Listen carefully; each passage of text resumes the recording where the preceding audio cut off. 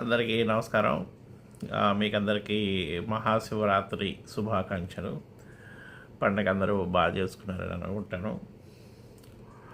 ఈ శివరాత్రి సందర్భంగా మనం ఈరోజు మజాకా సినిమా గురించి మాట్లాడుకుందాం. సందీప్ కిషన్, రీతు వర్మ వీళ్ళిద్దరూ హీరో హీరోయిన్లుగా, ఇక రావు రమేష్, అంశు, మళ్ళీ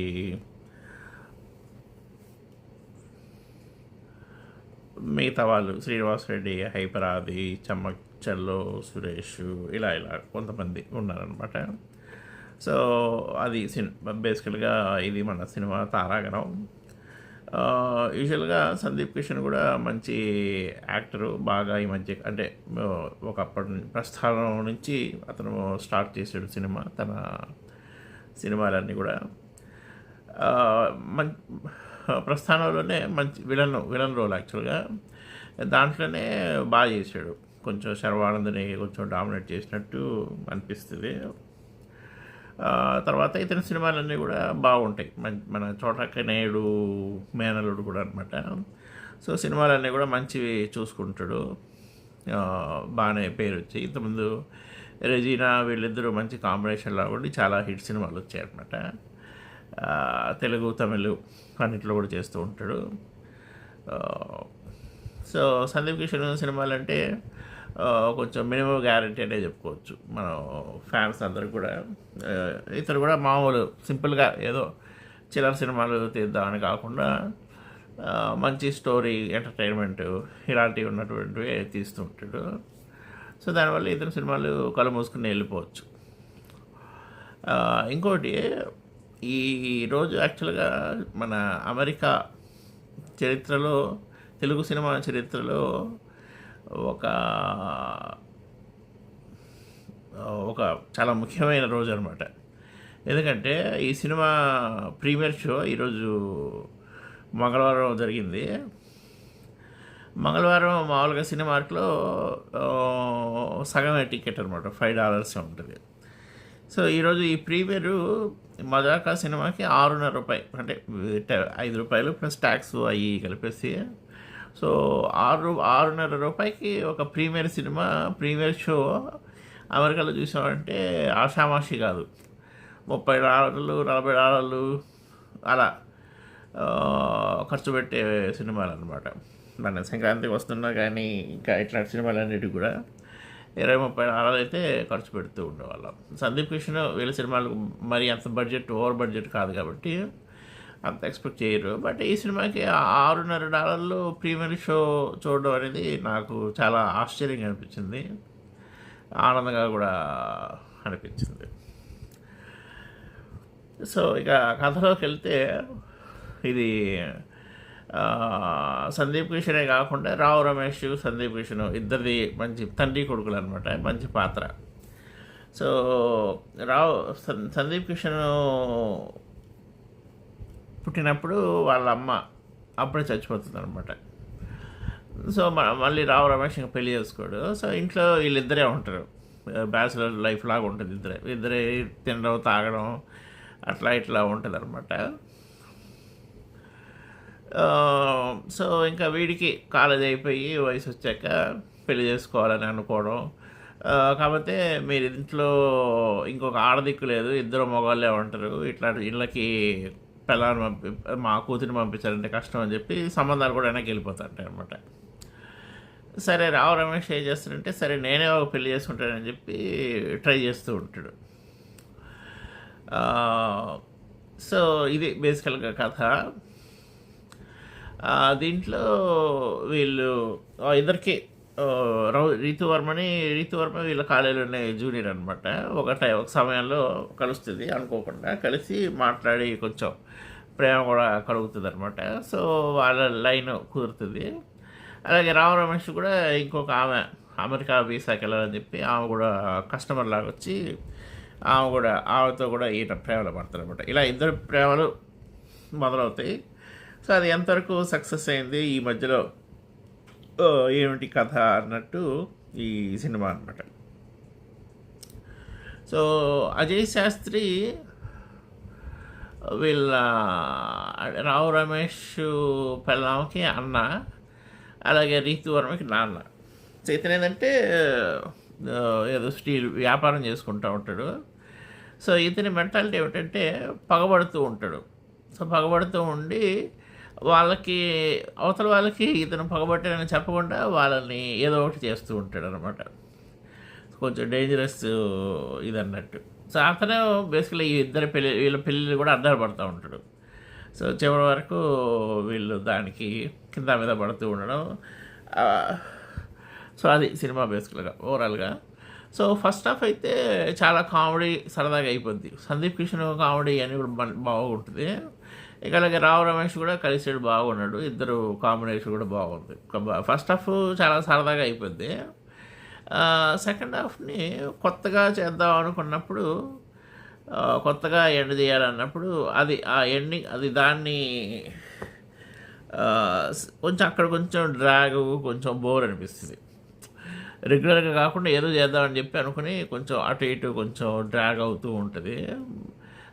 అది కూడా తెలిసే లోపలే సినిమా కూడా మధ్యలో కొంచెం తర్వాత చివరిలో వీళ్ళిద్దరి మధ్య ఎమోషను,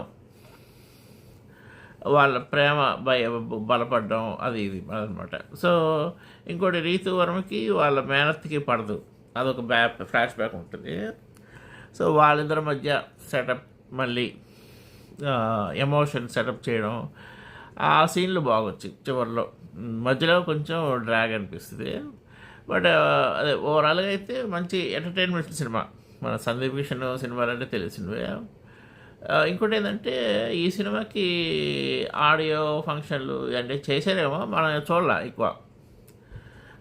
సో మజాకా అని చెప్పి నేను నేరుగా వెళ్ళిపోయాను థియేటర్కి వెళ్ళేంత వరకు మనకి సినిమా గురించి తెలియదు అసలు.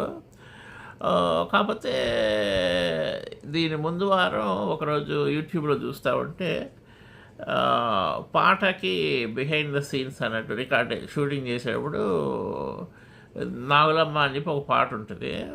నాగులమ్మ రాములమ్మ. సో ఆ పాట షూటింగు వీళ్ళ నిర్మాత వాళ్ళు పెట్టారనమాట యూట్యూబ్లో. సో అది చూసా.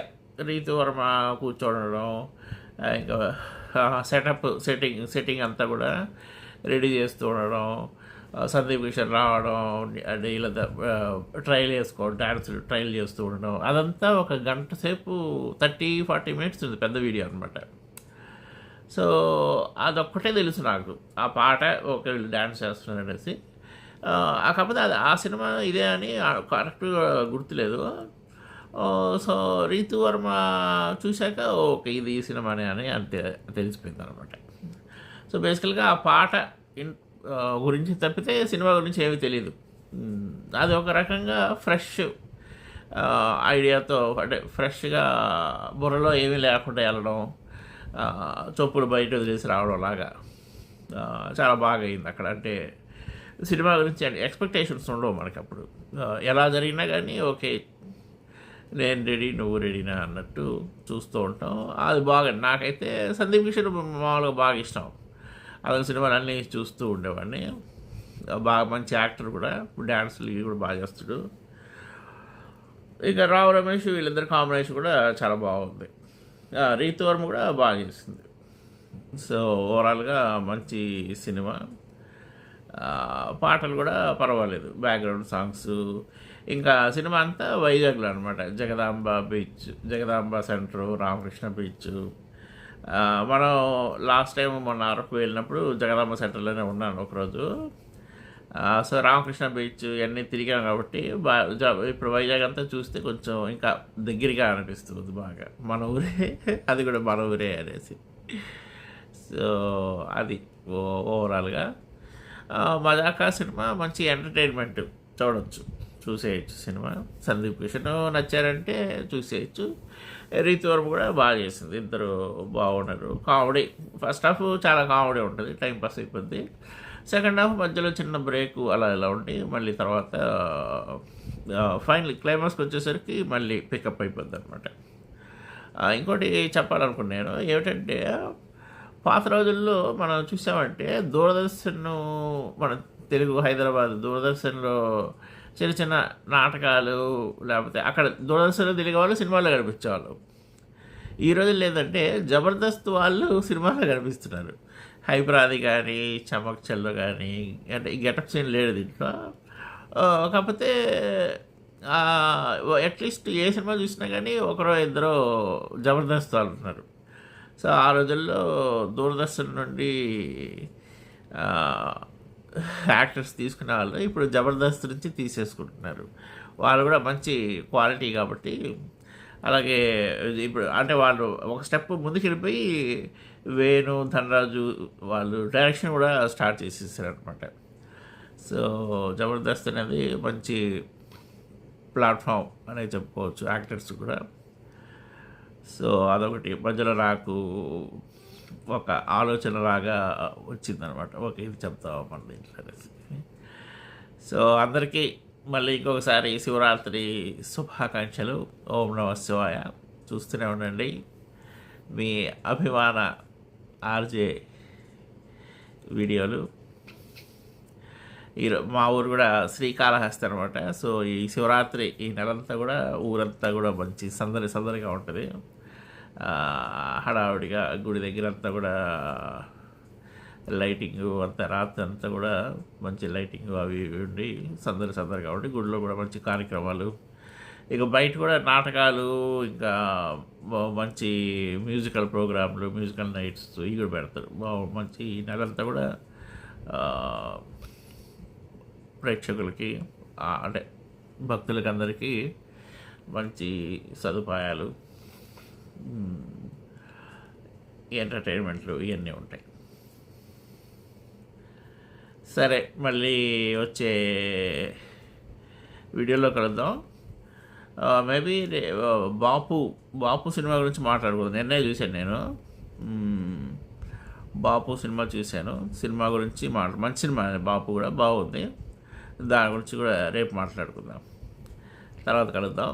చూస్తూనే ఉండండి మీ ఆర్జే శ్రీ వీడియో లాగ్స్.